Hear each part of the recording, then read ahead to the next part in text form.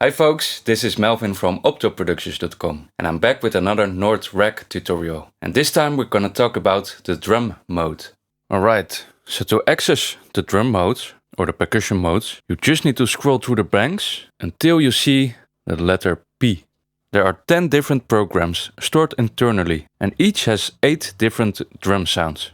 If you connect a MIDI keyboard, the keyboard is then basically split up in different parts. And the white notes allow you to play the different drum sounds. If you want to edit one of the 8 sounds, you just need to press a black key. And now the display will show a number, and now I can edit this sound.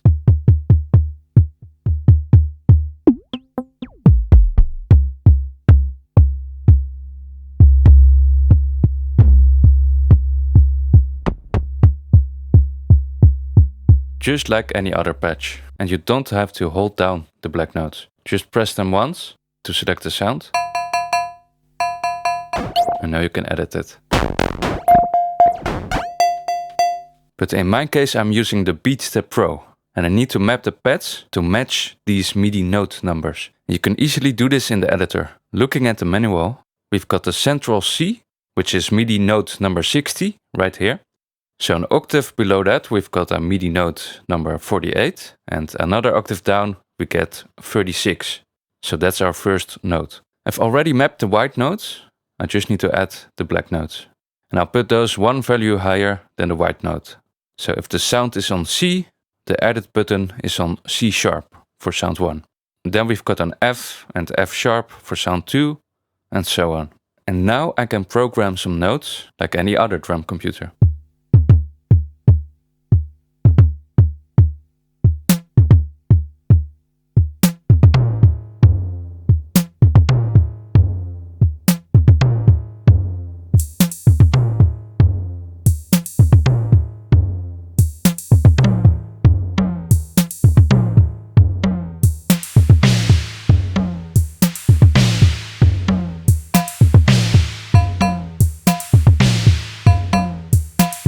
Let's scroll through some sounds.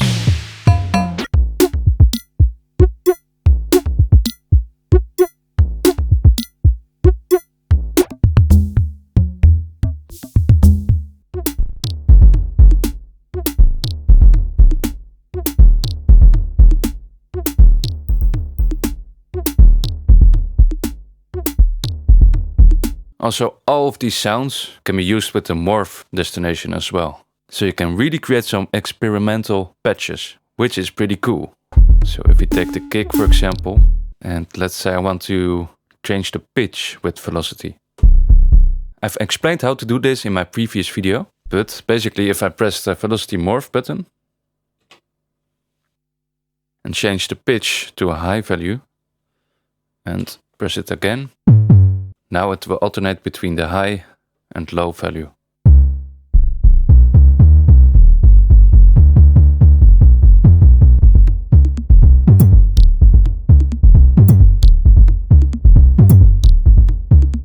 Or you can map it to the decay maybe.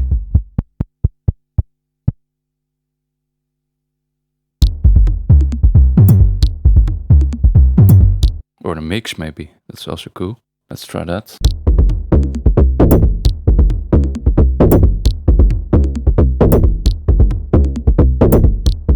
Pretty cool. Okay, well, one thing you need to keep in mind is that in performance mode, the percussion kits are only referenced.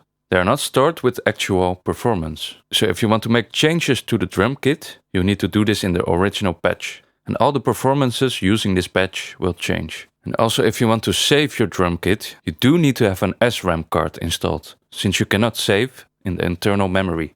So right now we're on internal, and if I want to save this patch, I just press store. Now I need to move up. If you want to move faster, you can hold down shift. There it is. Another P. So let's save it right here. Press store again. It's also possible to save only one sound from a drum kit. And you can do this by holding down a black key. So for the kick, for example, hold it down, press store. Now the display will flash. I can select another patch, hold down the black key again and press store. And now I've replaced the kick drum in another patch.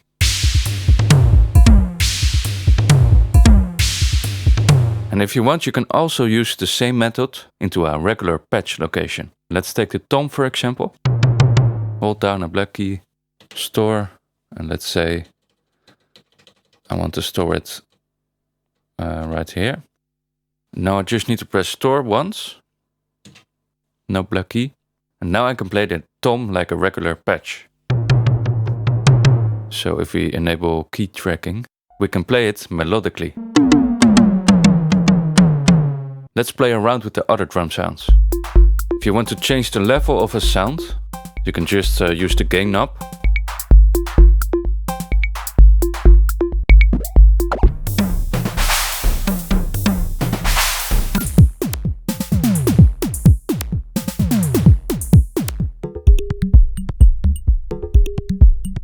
Wow, that's a good one.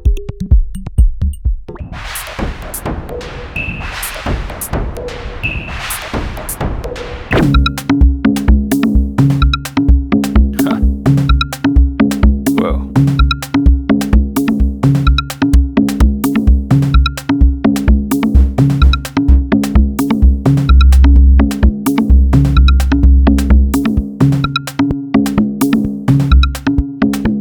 Let's add some randomness on the beat step.